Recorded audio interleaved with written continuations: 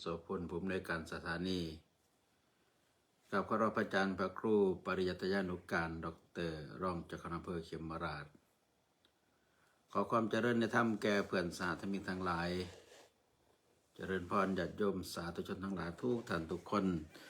ที่ติดตามรับฟังรายการธรรมศึกษาบูรณาการทางอากาศที่สถานีวิทยุวัดพิโสภารามตำบลแก่งเหนืออำเภอเขมราชจังหวัดอุบลราชธานีเป็นประจำทุกวันจันทร์อังคารพุธพฤหัสศุกร์ตั้งแต่เวลา20:00 นจนถึง3:00 นในรายการนี้มีกับผมอาตมาภาพพระครูศรีสุตอลังการพร้อมทั้งพระอาจารย์พระครูปริยัตยานุการมาทำหน้าที่ดำเนินรายการเป็นประจำเห็นนั้นในส่วนใดที่เป็น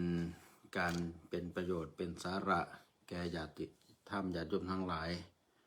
ก็จะได้มานำเนื้อหาสาระสิ่งดีสิ่งงามมาตอนมาฝากทุกท่านทุกคนในเบื้องต้นขออนุโมทนาขอบคุณญาติโยมแฟนรายการทุกท่านทุกคนที่ให้การอุปถัมภ์ทางสถานีวิทยุเป็นต้นว่ากองทุนหนุนกองธรรมบาทออมบุญค่ากระแสไฟฟ้าอุปถัมภ์งานการศึกษาเราเรียนอุปถัมภ์งานการเผยแผ่อุปถัมภ์งานการก่อสร้างสาธารณูปการและอุปถัมภ์งานทั่วไปเหตุนั้นบุญใดกุศลใดที่เกิดขึ้นจากการให้ธรรมะเป็นทานก็ขอมอบเป็นผลเป็นพรให้ทุกท่านทุกคนได้รับอานิสงส์โดยทั่วกันในมื้อนี้ก็ขอ อนุโมทนาเจ้าภาพเจ้าท่าที่ได้อุปถัมภ์คำชูทางสถานีวิทยุที่ได้บอกข่าวต่อๆกันไปโดยเฉพาะในวันที่18 เดือนกุมภาพันธ์ 2568ทางสถานีวิทยุวัดพิโสภาราม FM 102.75 เมกะเฮิรตซ์ จะมีกำหนดการทอดประปาเพื่อซื้อเครื่องทรงทางสถานีคือในกำหนดการก็คือวันที่18 กุมภาพันธ์ของทุกปีก็ได้มารวมกันเป็นเจ้าภาพเจ้าศรัทธาเป็นประจำแต่ที่นี่ในการทำบุญนั่นก็มีสามารถรวมบุญได้ทั้งออนไลน์และออฟไลน์ก็คือว่าไปทำบุญที่สถานีวิทยุโดยตรงก็ได้หรือว่าจะมาฝากโอนโดยเข้าบัญชีทางสถานีก็ได้ก็คือในการทำบุญแต่ละแห่งซุมื้อนี้ก็สะดวกสบาย ได้มารวมบุญกันเป็นเจ้าภาพรวมกันก่อนทั้งคุณแม่นางพุทโธ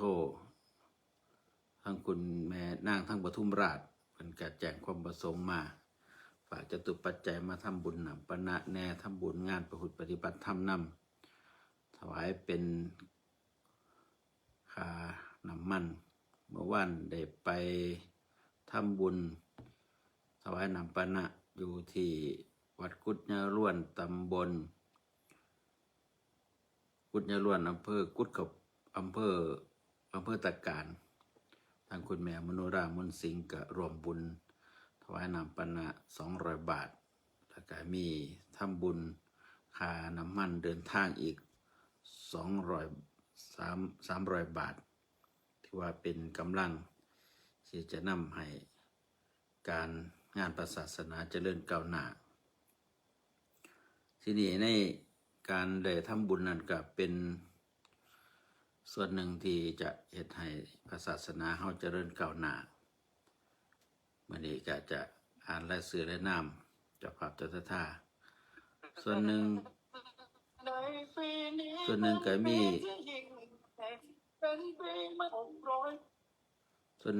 ีการได้ ทำบุญกองบวชเมื่อก่อนได้แจ้งผู้จะบวชคือนาค ประมาณสิมีอายุ57 ปีจะทำการบวชในวันที่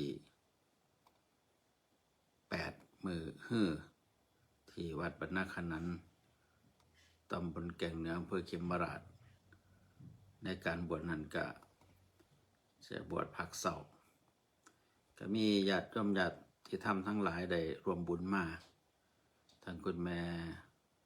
จุธามาศทั้งน้องสิมก็รวมบุญมา200 บาท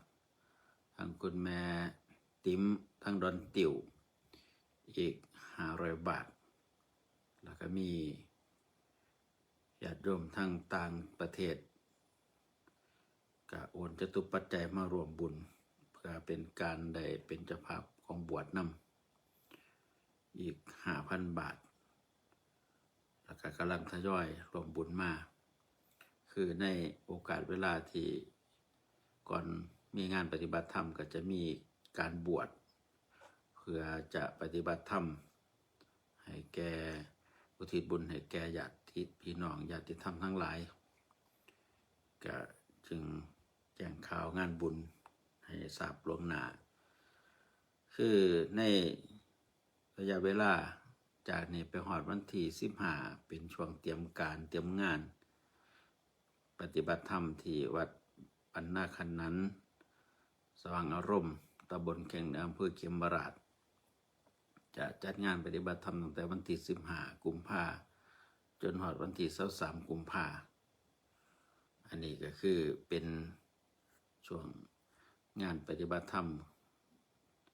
ให้เป็นการยกฐานะจิตใจให้ดีให้งามให้สูงขึ้นอีกในงานการกุศลในช่วงนี้โดยเฉพาะงานปฏิบัติธรรมอยู่ที่ ทางวัดปาลุ่มพุกตำบลหน้าตาลอำเภอหน้าตาลเริ่มมาตั้งแต่วันที่1มีผู้ปฏิบัติธรรมอยู่83 รูปคนได้ไปเยี่ยมเพิ่นแล้ว2 รอบเมื่อวันที่2กับมื้อก่อนวันที่2ไปถวายน้ำปนะทั้งเช้าแล้วก็ถวายน้ำปนะตอนแลงมื้อวันที่4ที่ผ่านมาปฏิบัติธรรมแห่งที่2อยู่ที่วัดหนองบัวตำบลคำป้อมมีผู้ปฏิบัติธรรมอยู่53 รูปจะไปเยี่ยมเพิ่นแล้ว2 รอบก็แห่งต่อมาก็คือมีงานปฏิบัติธรรมอยู่ ที่ทางบ้านโนนกรุงตำบลโนนกรุงอำเภอตระการอยู่หันมีผู้ปฏิบัติธรรมอยู่93 รูปอันนี้คือเป็น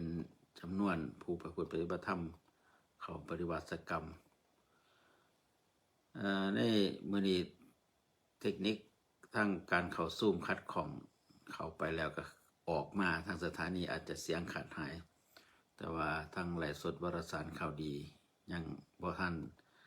หลุดสายบ่ทันหลุด แต่พยายาม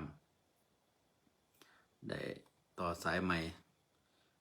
รออีกจักรอบหนึ่งเพื่ออาจจะมีปัญหาโดยเฉพาะเข้าไปบ่มีเสียงก็เริ่มต้นใหม่สำหรับมื้อนี้ก็ขออนุโมทนาในส่วนบุญส่วนกุศลผู้ที่ร่วมบุญเป็นเจ้าภาพเกี่ยวกับเรื่องงานถวายบุญน้ำปนะว่านี้ทางพระอาจารย์พระครูโสพลวัฒนคุณรวมทำบุญถวายน้ำปนะตอนเพ็ญอยู่หนองบัวและก็ตอนค่ำอยู่ที่วัดกุดยายล้วนทางอำเภอตะการพระครูโสพลวัฒนคุณ200 บาทพระมหานิโรธวัฒโน300 บาทคุณลิลภัทรแพรพิพัฒน์อีก300 บาทคุณ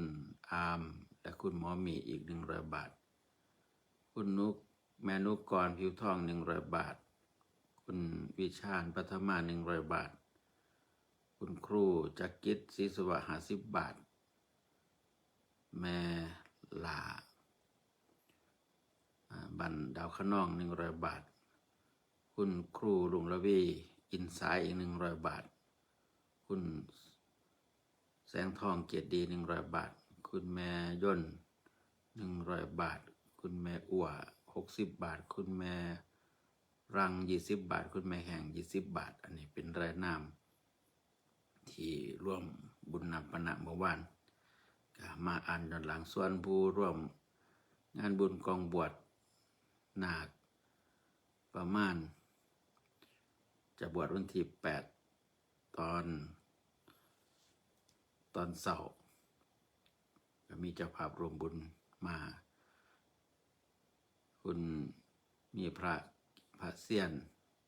ขันติมโน100 บาทคุณแม่จุธามาศน้องสิม200 บาทคุณครูจักรกิจศรีสวัสดิ์100 บาทคุณธนงศักดิ์เราหาชัย100 บาท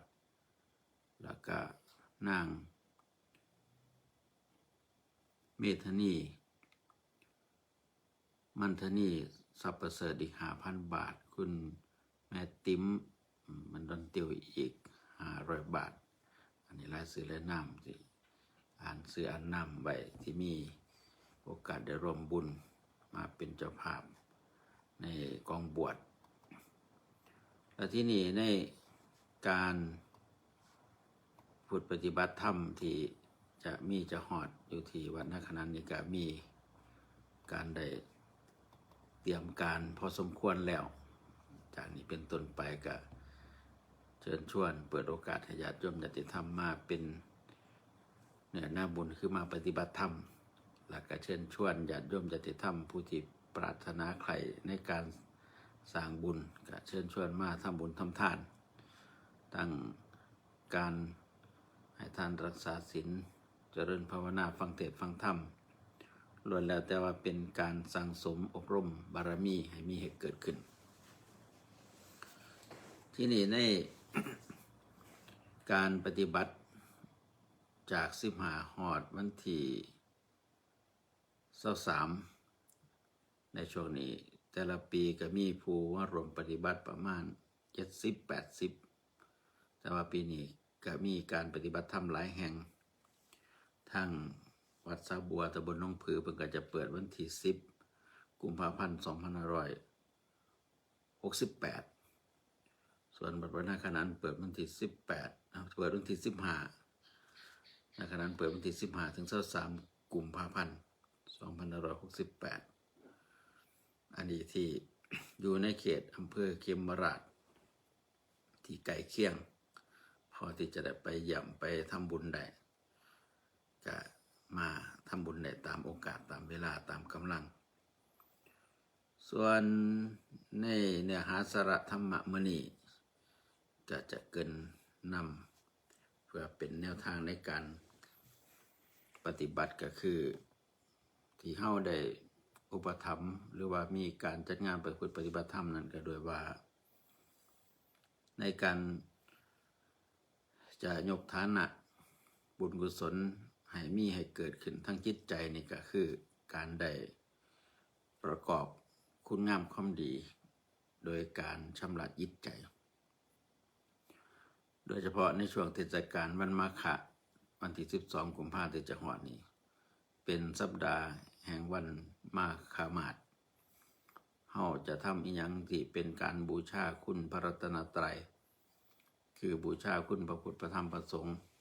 ที่เป็นการบูชาที่สูงสุดสู่การปฏิบัติบูชาบ่ได้หลายท่านหลายคนมันจะว่าปฏิบัติบูชามันคือสิพิเศษพิโสดีกระดอกกระเดียแท้เฮ็ดอย่างอื่นก็สิบ่ได้บ่เพิ่นสิว่าก็ได้อยู่แต่ว่าอานิสงส์มันบ่ได้หลายสำการปฏิบัติบูชา การปฏิบัติบูชานี่เป็นการบูชาโดยการปฏิบัติความดีคือการชำระจิตใจให้ใสสะอาดบริสุทธิ์ที่นี่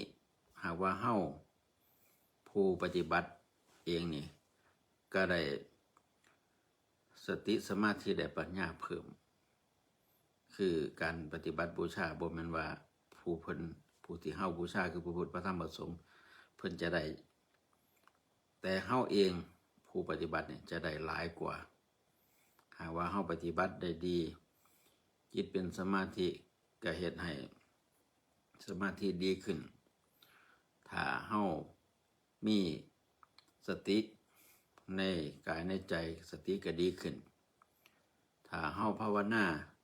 จนสามารถเห็นพระไตรลักษณ์คืออนิจจังทุกขังอนัตตาด้วยปัญญาญาณเฮาก็จะมีปัญญาดีขึ้นแล้วก็สามารถทำลายตัณหาขาดตัณหาได้อันนี้คือที่บอกว่าประเสริฐเป็นการบูชาที่ยอดเยี่ยมเป็นการบูชาที่เลิศตรงที่ว่าสามารถดับทุกข์ได้ให้ผู้ปฏิบัติธรรมนั้นได้พัฒนาตนเองไปสู่ความพ้นทุกข์ได้พร้อม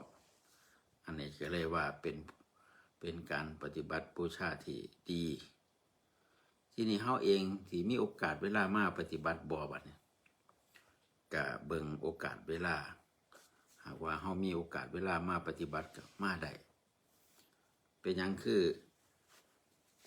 ต้องหาโอกาสเวลาคือเวลามีสำคัญแต่โอกาสในมองนี่โอกาสนี่สิสำคัญบางคนบอกว่าเวลา24ชั่วโมงเท่าไหร่ก็มีอยู่แต่ว่าโอกาสจะมาปฏิบัติมันยากน้ำหน้าที่การงานยากน้ำลูกน้ำหลานพูดแล้วยากน้ำคนอื่นคือลูกหลานนี่คือ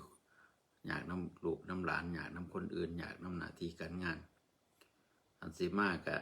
เป็นภาระธุระหลายประการจะว่ามื้อนี้ไปหาลูกศิษย์ เป็นเฒ่าแก่ขายปุ๋ยส่วนเพิ่นมาปฏิบัติธรรมถ้าจะบวชปฏิบัติก็สิต้องเก่าขึ้น10 มื้อก็เลยแนะนำว่าถ้าเวลาบ่หลายให้มานุ่งขาวห่มขาวปฏิบัติธรรมเอาเองคือมา5 มื้อ10 มื้อก็ได้หรือว่ามา3 มื้อได้ครบ3 คืนแล้วก็ลาศีล8กลับเมื่อบ้านเฮ็ดงานต่อก็ได้แต่ว่าคันบวชเป็นพระแล้วถ้าเข้าปริวาสแล้วต้องครบเก่าคืน10 มื้อเด้เลือกเอาอันใดเพิ่นก็เลยบอกว่าถ้าเลือกคงจะเป็นการเลือกนุ่งขาวห่มขาวไปปฏิบัติธรรมอันนี้เป็นแนวทางที่ดีด้วยว่าหน้าที่การงานหลายก็หาโอกาสมาแวบที่นี่ถ้าบุญมีมันก็สิประทับใจในการปฏิบัติเองหลายคนที่มาบวชปฏิบัตินี่เปลี่ยนจิตเป็นใจอยู่ปฏิบัติจากคิดว่าจะอยู่3 มื้อกลายเป็น5 มื้อ7 มื้อก็มีเพราะว่าเห็นอานิสงส์ของการปฏิบัติแล้วว่ามันบ่ธรรมดาเฮาเองผู้ที่ ประพฤติปฏิบัตินี่ก็ลองไปประเมินเบิ่งว่า ในสิ่งที่เฮาเฮ็ดอยู่ณปัจจุบันนี่การเป็นอยู่มันทุกข์แต่การมาประพฤติปฏิบัติมาศึกษาเรื่องทุกข์เห็นแล้วว่าสิ่งที่เป็นทุกข์อยู่ในปัจจุบันมันมีเหตุที่มาก็เรียกว่ามาสาวหาเหตุแห่งความทุกข์ว่ามันทุกข์เกิดจากอันใด ทุกข์มันมาแต่ไสสาวหาถ้าหากว่ามีปัญญาดีก็สาวหาเห็นหาพอว่าทุกข์มาจากไสแต่ถ้าปัญญาบ่ดีก็มืด8 ด้านคือกันหูอยู่ว่ามันเป็นทุกข์แต่ว่าบ่ฮู้ว่ามันทุกข์มันมาจากไสบ่ฮู้ที่มาเห็นนั้นเฮาก็เลยมีการวัดใจกันว่าเฮ็ดจังได๋เฮาสิมีโอกาสเวลามาศึกษาเรื่องทุกข์มาพัฒนาจิตดวงนี้ให้พ้นจากทุกข์อันนี้คือการปฏิบัติเพื่อศึกษาเรื่องทุกข์ถ้าเฮาบ่มาศึกษาเรื่องทุกข์ก็สิบ่ฮู้ว่าทุกข์มันเกิดจากไสมาแต่ไสมีเหตุมีปัจจัยจังใดอันนี้คือมาศึกษาเรื่องทุกข์เพื่อให้เกิดปัญญาส่วนหนึ่งก็คือว่าการปฏิบัตินี่เป็นเทคนิคขององค์สมเด็จพระสัมมาสัมพุทธเจ้าที่เพิ่นสอนให้อุบาสกอุบาสิกาตลอดถึงพระภิกษุสามเณรที่ใครในการพ้นทุกข์ให้มาเบิ่งมาศึกษามาค้นคว้าเอาตาดีไปคลองสร้าง3 วันมาเป่าตาบอดไปคลองสร้าง3 มื้อขี่ม้าเป็นสุภาษิตโบราณเกี่ยวกับการประพฤติปฏิบัติธรรมนี่ถ้าหากว่า ปัญญาทั้งโลกหลายคือคนที่มีปัญญาวิตกวิจารหลายนี่บางทีอาจจะบ่ได้หยังนอนการวิตกวิจารตาบอดหมายถึงว่าบ่ฮู้มากแต่ว่าก็ตั้งใจประพฤติปฏิบัติก็ได้รับอริยมรรคผลจากการประพฤติปฏิบัติ ก็มีหลายผู้เพิ่นว่าเพิ่นฉลาดมีปัญญาหลายเนี่ยอาจสิบ่ได้ผลจากการปฏิบัติก็ได้แต่ว่าผู้ว่าบ่มีการศึกษาสูงแต่ว่าพอมาปฏิบัติพันสิได้ก็ได้อริมักผลก็หลายเพราะนั้นขึ้นอยู่กับว่าทิฏฐิมานะปัญญาของแต่ละคนนั้นถ้าว่าปัญญาหลายก็ต้องใส่วิเคราะห์วิจัยหลาย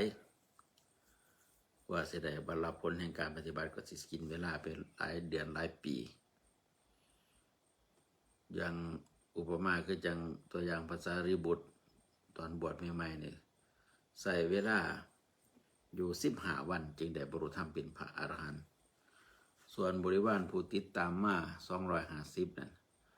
ฟังธรรมจากองค์สมเด็จพระสัมมาสัมพุทธเจ้าครั้งแรกแล้วก็ได้บรรลุธรรมเป็นพระอรหันต์ทันทีส่วนภาษาริบุตรก็บ่ทันได้บรรลุธรรมขั้นที่2ที่3ที่4ได้พื้นฐานแต่ได้อริมักผลเป็นพระโสดาบันหลังจากฟังธรรมจากพระอาจารย์ชิมาแต่ว่าพ่อได้มาฟังธรรมะจากพุทธเจ้านี่ยังบ่ทันได้บรรลุธรรมอริยมรรคอิทธิผลเพิ่มมาเป็นขั้นที่2ที่3ที่4เพิ่นก็มีคำถามว่าเป็นหยังคือบ่สามารถได้บรรลุธรรมได้คำว่าฉลาดว่ามีปัญญาหลายคือบ่ได้บรรลุพอเหมือนกับลูกศิษย์หรือว่าบ่ได้บรรลุก่อนลูกศิษย์ก่อนลูกน้องเพิ่นก็มีการพัฒนาว่าโดยว่าคนมีปัญญาหลายก็จะมีวิตกวิจารณ์มีวิเคราะห์วิจัยกว่าจะตัดสินใจเชื่อก็สิวิเคราะห์วิจัยอยู่หลายครั้งหลายรอบอันนี้คือเพิ่นได้ปรารภไว้อุปมาคือกันกับพระราชานี่จะเสด็จไปทางใดนี่ต้องมีองค์ข้าพยพมีเสนาอำมาตย์มีการเตรียมสร้างเตรียมม้าเตรียมรถว่าจะเดินทางใดอาจสิกินเวลาอยู่ประมาณเป็นวันหรือว่าครึ่งวันส่วนบุคคลธรรมดานี่เวลาสิไปหันไปนี่ขึ้นมอเตอร์ไซค์สตาร์ทแล้วไปโหลดบ่ต้องมีการเตรียมการมากอันนี้อุปมาคือกันกับผู้มีปัญญาหลายจะมีการวิตกวิจารณ์เตรียมเวลาอยู่พอสมควรแล้วก็มีญาติมีการส่งไปตรวจพื้นที่เพื่อความปลอดภัยก็มีในปัจจุบันอันนี้ก็เลยได้มายกตัวอย่างให้ฟังที่นี่ในโอกาสที่เข้ามาศึกษาธรรมะประพฤติปฏิบัตินี่ก็เป็นการสั่งสมบุญบารมีเป็นการบำเพ็ญตบะเป็นการข่มบาปป้องกันบาปเป็นการตัดภพตัดชาติเป็นการตัดกรรมตัดเวรสิมาเว้าเรื่องตัดกรรมตัดเวรก่อนหลายคนเวลาเว้าออกก็มีแต่ว่าข่อยมีกรรมมีเวรหลายเป็นผู้มีบาปมีกรรมหลายบ่สามารถจะหลุดพ้นจากบาปจากกรรมจากเวรได้แต่ที่จริงถ้าหากว่าเฮามาปฏิบัติธรรมนี่จะสามารถตัดกรรมตัดเวรหรือว่าระงับบาปได้เร็วที่สุด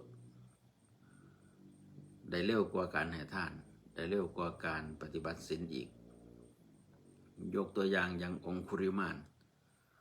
ได้ทำการฆ่าคน1,000 กว่าคนตอนแรกก็ฆ่าไปนับจำนวนหลงโดยขาดสติพอหลงก็เลยใส่วิธีการตัดนิ้วมือฆ่าคนหนึ่งตัดนิ้วมือนิ้วหนึ่งมาห้อยเป็นพวงมาลัยไว้ก็เลยได้นามว่าองคุริมานผู้มีดอกไม้เป็นนิ้วมือที่นี่ในจำนวนคนอีก1 นิ้วจึงจะถึง1,000 คนตามที่อาจารย์บอกไว้ก็หาผู้ที่จะมาสละชีวิตเพื่อจะให้ครบจำนวน 1,000 คนหาจังไดก็บ่พอตอนแรกก็เห็นแม่เจ้าของก็จื้อแม่บ่ได้ก็ไล่ฆ่าแม่พุทธเจ้าไปซอยเพื่อป้องกันบ่ให้ทำอนันตริยกรรมถ้าซื่อว่าองคุริมานได้ฆ่าแม่เป็นการทำอนันตริยกรรมโอกาสที่จะได้บรรลุอริยมรรคผลนี่เบิดทันทีในภพนั้นชาตินั้นพระองค์ก็เลยไปปรากฏพระวรกายพอองคุริมานเห็นก็ว่าห่วยเฮาเอาสมณะหัวหล่นดีกว่า โหว่าแม่จะคล้องดูแกว่ากับละจากความสนใจจากแม่กับมาสนใจพุทธเจ้าพยายามที่จะไล่ตามเพื่อจะขาและตัดเอานิ้วมือให้ครบจำนวนพันพุทธองค์ก็เดินไปดำเนินพระบาทไปตามปกติองค์คุลิมานแลนบักหันแต่ว่าบ่ทันก็เลยได้เรียกให้พระองค์ว่าสมณะหยุดก่อนสมณะหยุดก่อนพุทธองค์ก็เลยบอกว่าเฮาหยุดแล้วหยุดจึงได้ยังยางไปอยู่นะพระองค์ก็เลยตรัสว่าเฮาหยุดจากการฆ่าหยุดจากการเบียดเบียนก็เลยเฮ็ดให้องค์คุลิมานได้สติว่าโอ้แม่นความเพิ่นหยุดจากการฆ่าเฮายังแลนฆ่าเพิ่นอยู่ก็เลยได้สติแล้วก็ทิ่มดาบย่อมตนเป็นศิษย์องค์สมเด็จพระสัมมาสัมพุทธเจ้าพระองค์ก็เลยได้เอาองค์คุลิมานไปบวชพอบวชแล้วปฏิบัติธรรมบ่นานก็ได้บรรลุธรรมเป็นพระอรหันต์การได้บรรลุธรรมเป็นพระอรหันต์นั้นเท่ากับว่าตัดกรรมตัดเวรตัดบาปตัดวิบากกรรมที่จะต้องไปเกิดให้เขาฆ่า500 ชาติคือฆ่าคนมา1,000 กว่าคนสมมติว่าคนหนึ่งต้องไปเกิดให้เขาฆ่า500 ชาติ1,000 คนต่อ500 ชาติคนหนึ่งต่อ500 ชาติ1,000 คนสิเป็นจัก1,000 ชาติอันนี้ก็จึงให้มาคำนวณเอาองค์คุลิมานก็ต้องไปเกิดให้เขาฆ่าคนละ500 ชาติ500 ชาติกว่าจะเบิดกรรมเบิดเวรแต่พอได้บรรลุธรรมเป็นพระอรหันต์แล้วทำลายตัณหาเบิดไปแล้วตัวตัณหาที่นำพาไปเกิดเบิดแล้วถ้าองค์คุลิมานตายจิตดวงนี้ก็จะบ่ไปสู่การเกิดอีกเพราะตัวตัณหาที่นำพาไปเกิดเบิดเชื่อเบิดอย่างแล้วการที่จะไปเสวยกรรมที่ไปฆ่าเขานั้นก็เบิดไปอันนี้จึงบอกว่าการปฏิบัติธรรมได้บรรลุธรรมเหมือนกับว่าตัดกรรมตัดเวรถ้าว่าบ่ได้บรรลุธรรมเป็นพระอรหันต์ต้องไปเกิดให้เขาฆ่าเกิดครั้งใดเขาก็สิฆ่า500 ชาติคนละ500 ชาติสิทุกข์ทรมานขนาดใดกับประมาณการเอาเองกันแล้วกันแต่ว่าด้วยว่าได้กัลยาณมิตรดีคือองค์สมเด็จพระสัมมาสัมพุทธเจ้าเพิ่นได้สอนเพิ่นได้แนะนำจนเป็นเหตุให้องค์คุลิมานได้บรรลุธรรมเป็นพระอรหันต์ได้ดวงตาเห็นธรรมก็ได้รอดจากบาปจากกรรมที่ต้องตายไปเสวยแต่ในปัจจุบันชาติเพิ่นก็ไปเสวยกรรมที่ไปฆ่าเขาไปตีเขาอยู่ในภพชาติปัจจุบันเจ็บทีเดียวแต่ว่าทรมานแต่ชาตินี้คือหลังจากได้บรรลุธรรมเป็นพระอรหันต์แล้วไปออกรับบิณฑบาต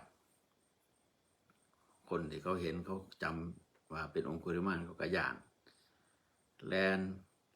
หนีองค์คุลิมานทั้งที่เพิ่นเป็นพระอรหันต์แล้วเบิดเขียวเบิดพยศแล้วถูกถอนแขวถอนเล็บแล้วบ่โหดร้ายคือเก่าแต่ว่าคนก็คิดถึงอดีตคือย่านมีหญิงตั้งครรภ์ผู้หนึ่งกำลังสิมาใส่บาตรพอเห็นว่าเป็นองค์คุลิมานกับฟ้าวเข้าไปในบ้านเข้าประตูบ่ทันก็รอดหัวตอนรอดหัวนั่นแหละเพิ่นพรรณนาว่าหัวบีบท้องจนคลอดลูกองค์คุลิมานก็ได้กล่าวคำว่า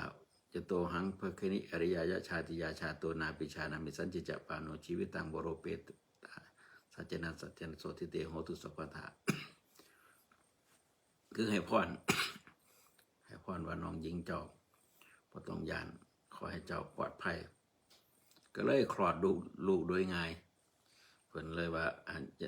คาถาที่ยะโตหังภคนิเป็นคาถาคลอดลูกง่ายแต่ว่าเป็นคาถาที่องค์คุลิมานใส่ให้พรแก่หญิงตั้งครรภ์ที่มาใส่บาตรแล้วก็ย่านองค์คุลิมานแล่นหนีเพิ่นก็เลยให้พร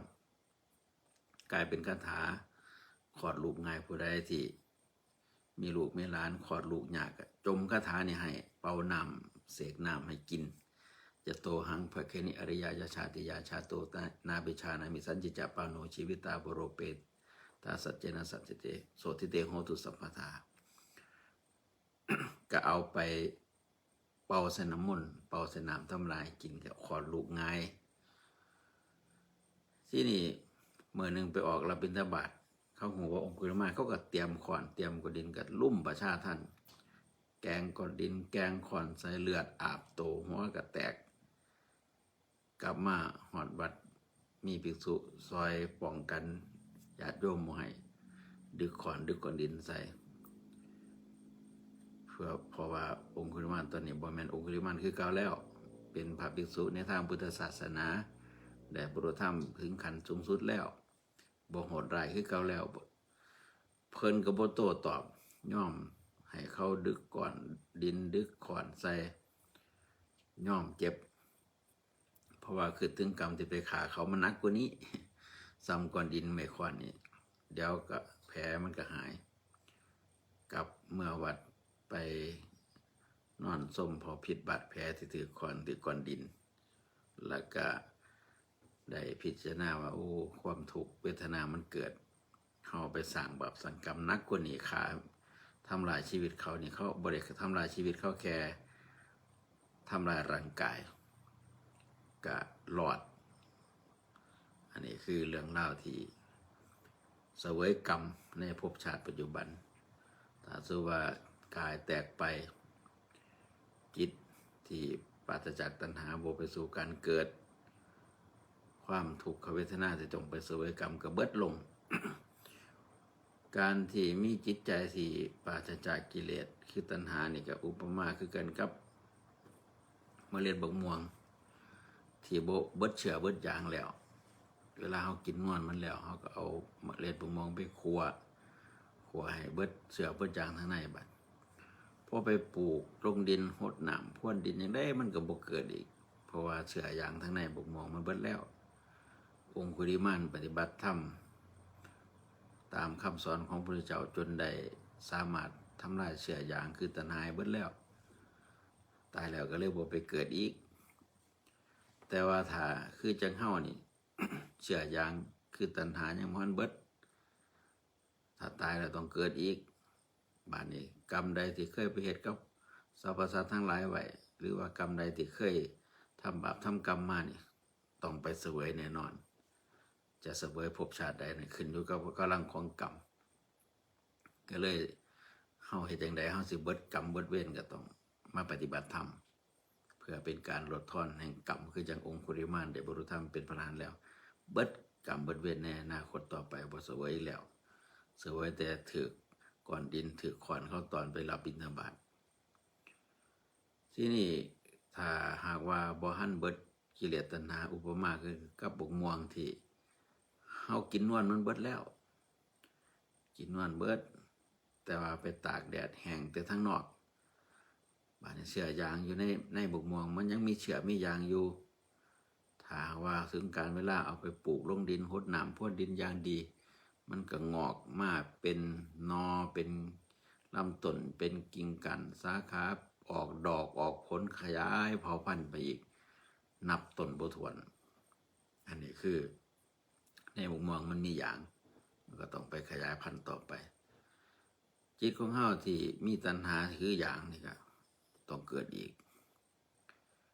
การไปเกิดบ่แม่นกายนี้แต่ว่าก็อาศัยกายนี้แล้วก็ทิ่มดินน้ำลมไฟประณีตแต่ว่าจิตที่มีตัณหาที่สั่งสมอันยังไหวก็ไปเกิดใหม่ก็ไปขยายผลใหม่หรือจังในบักม่วงนี่แหละถ้าว่าเป็นพันธุ์ต้นบักม่วงที่เป็นพันธุ์เตี้ยไม่ใช่เข้าใจคำว่าพันธุ์เตี้ยว่าถ้าเอาเม็ดบักม่วงพันธุ์เตี้ยไปปลูกมันก็เกิดเป็นพันธุ์เตี้ยอันนั้นคือพันธุกรรมมันเป็นพันธุ์เตี้ยจิตของเฮาคือการเฮาสั่งสมบาปไว้ถ้าไปเกิดใหม่ก็ต้องไปเสวยบาปเสวยกรรมวาสนาความคิดเป็นคนมักโลภมักโกรธมักหลงย่ำใดที่เฮาไปสั่งสมไว้มันก็ไปเกิดเป็นคนโลภคนโกรธคนหลงก็เรียกคือกันกับบุกมองมันพันเตี้ยไปเกิดใหม่ก็จะเป็นพันเตี้ยป่านเฮาก็เลยต้องการอยากพัฒนาพันเตี้ยอยากให้มันเป็นพันที่อุดมสมบูรณ์เจริญเติบโตมีกิ่งก้านสาขาที่อุดมสมบูรณ์มีดอกงามมีผล อุดมสมบูรณ์ถ้าสุกก็หอมหวานเฮาอยากได้พันธุ์ใหม่ ก็สามารถแปลงพันธุ์ได้คือจังบกม่วงนี่จากพันธุ์เตี้ยเขาก็เอามาพัฒนามาต่อกิ่งต่องาเอาพันธุ์เตี้ยเป็นเงาเอาพันธุ์ที่เป็นบกม่วงใหญ่มาเสียบต่อกิ่งต่อตาเข้าไปบัด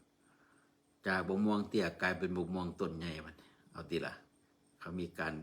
ขยายพันธุ์แปลงพันธุ์ต้นใหญ่บัดเมื่อต้นใหญ่ก็ดอกก็งามหน่วยก็ใหญ่หมากก็หอมก็หวาน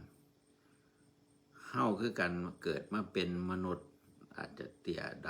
ำจิตใจอาจจะมีฐานเดิมคือโลภโกรธหลงเป็นเรื่องที่สั่งสมมาในภพก่อนจัดก่อนพอมาภพนี้ชาตินี้เฮามีหม่องแปลงพันธุ์มีพระพุทธศาสนามีพระธรรมะขององค์สมเด็จพระสัมมาสัมพุทธเจ้าที่สอนไว้เป็นยาดีเพื่อเอามาใส่ในการแปลงพันธุ์คือจิตใจของมนุษย์ของเฮามีพระสงฆ์เป็นการหมอการเกษตรซอยแนะนำวิธีการแปลงพันธุ์คือจิตใจให้ดีให้งามให้สมบูรณ์ขึ้นเฮากับมา ปฏิบัติธรรมเพิ่นบอกพาเดินจงกรมนั่งสมาธิก็ปฏิบัติตามไปผ่านไปมือแรกนี่พันเตี่ยมันยังมีฤทธิ์มีเดชอยู่ขี้ข้านก็ขี้ข้านเมื่อยก็เมื่อยง่วงนอนคิดมาก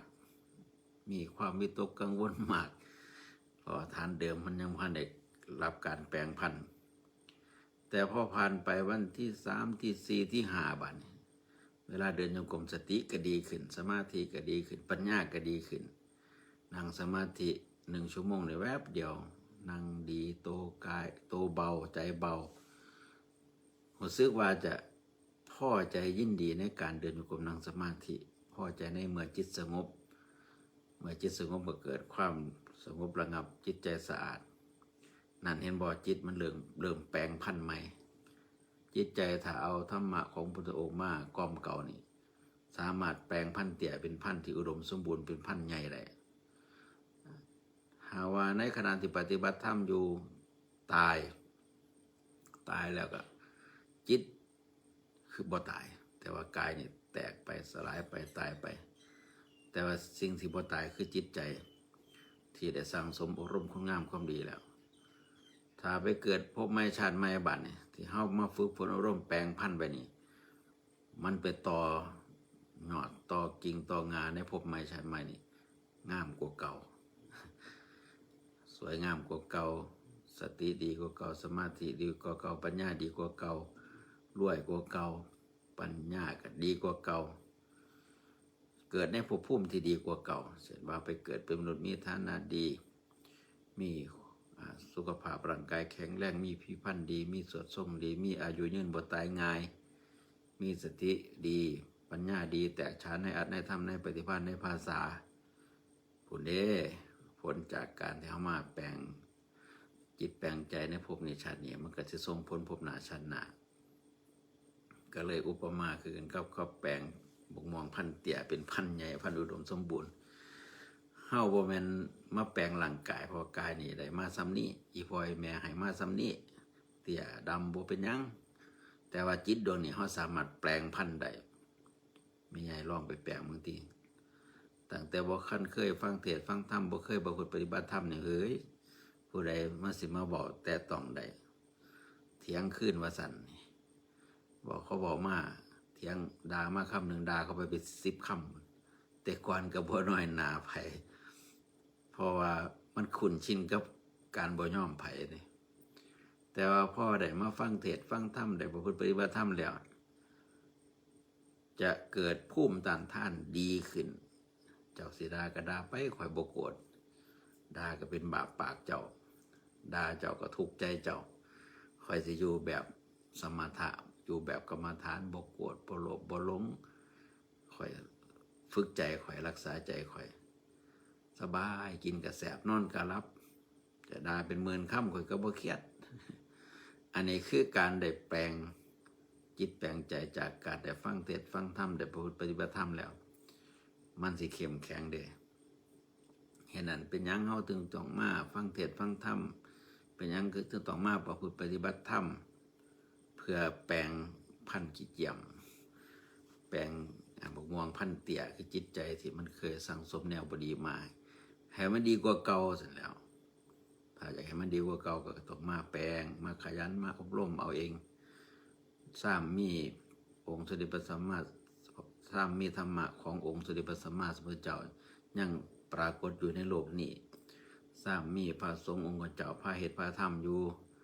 สร้างมีสถานที่วัดต่างๆจัดงานปฏิบัติธรรมอยู่สร้างเฮามีสุขภาพร่างกายแข็งแรง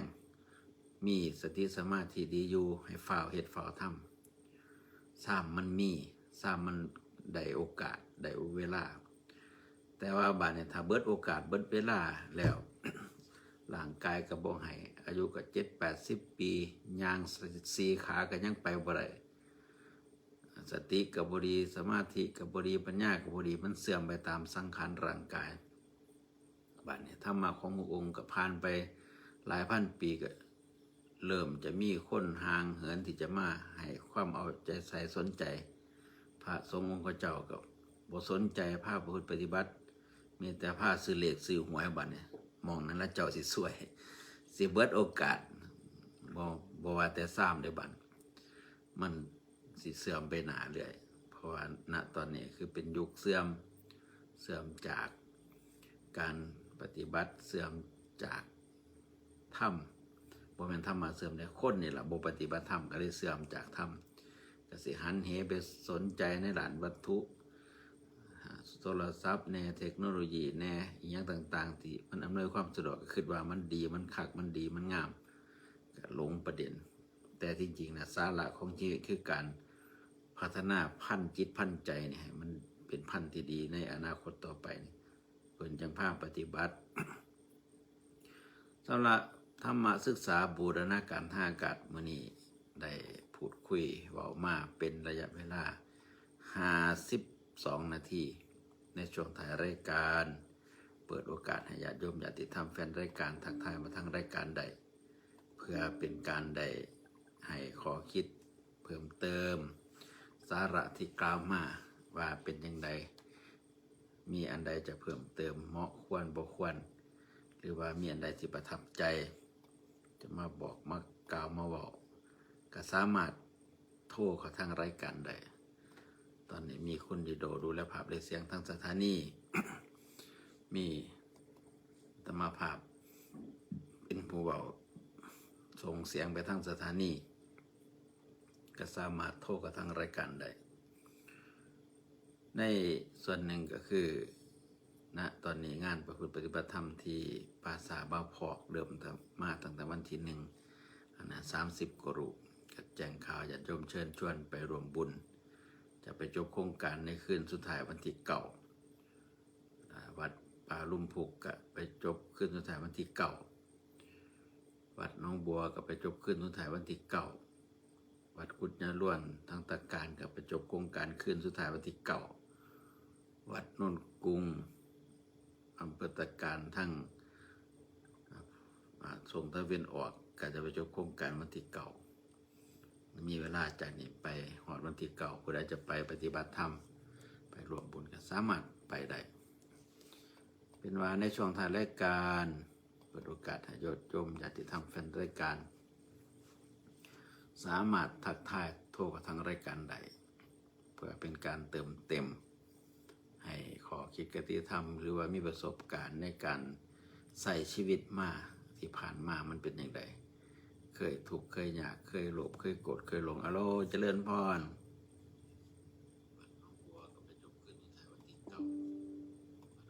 อโลเจริญพรว่าได้เลยเด้อ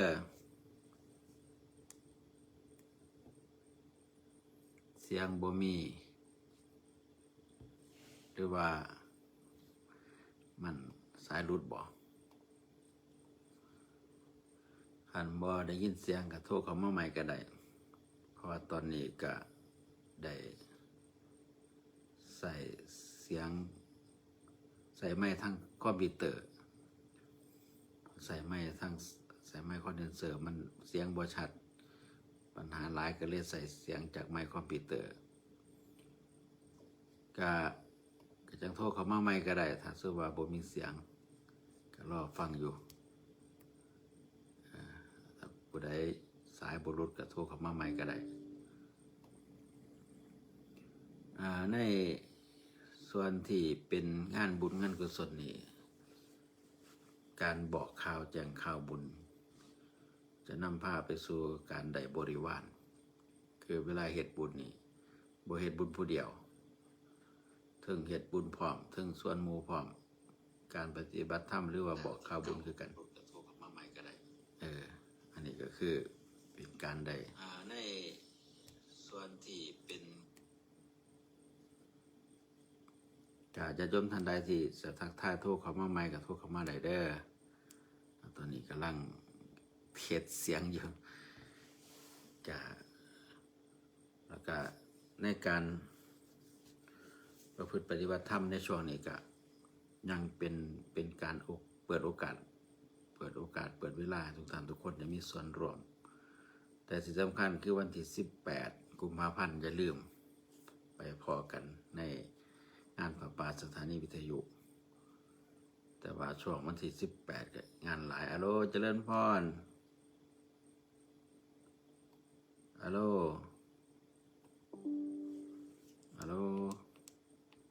มีเสียงเข้ามาบ่นอได้ยินเสียงบ่ถ้าได้ยินก็เว้าโลดเด้อเสียงเบาบ่ได้ยินเสียง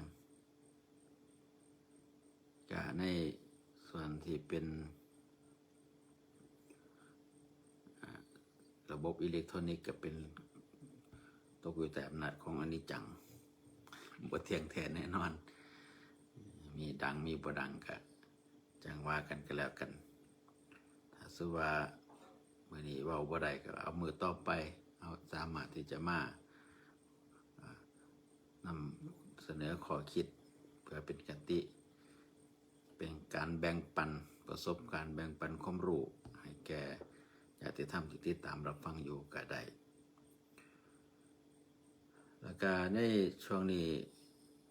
ทางวัดนาขนันก็มีการเตรียมการสถานที่ทางเฮ็ดห้องน้ำแน่แต่ว่าอยากบอกข่าวบุญเพื่อผู้ใดจะทำบุญน้ำดื่ม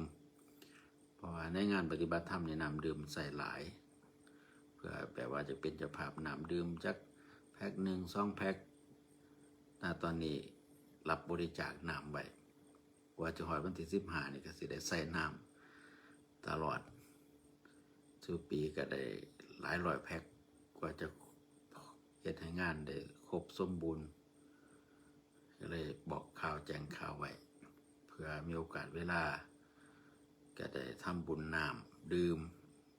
เมื่อคืนจนฝันคิดน้ำหลายฝันว่าเดินทางไปเบิ่งงานจักไปเบิ่งงานหม้องใดน้ำมีอยู่ทันกินบ่ได้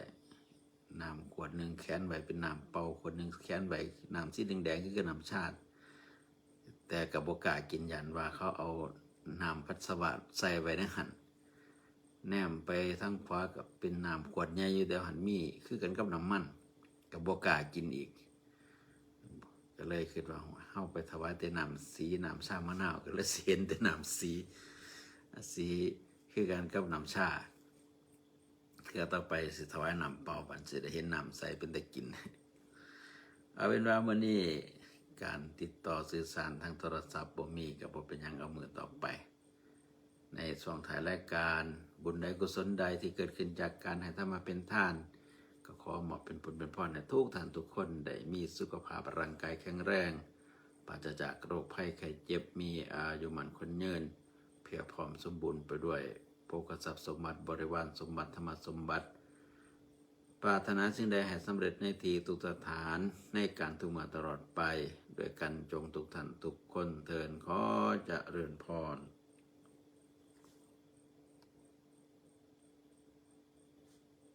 So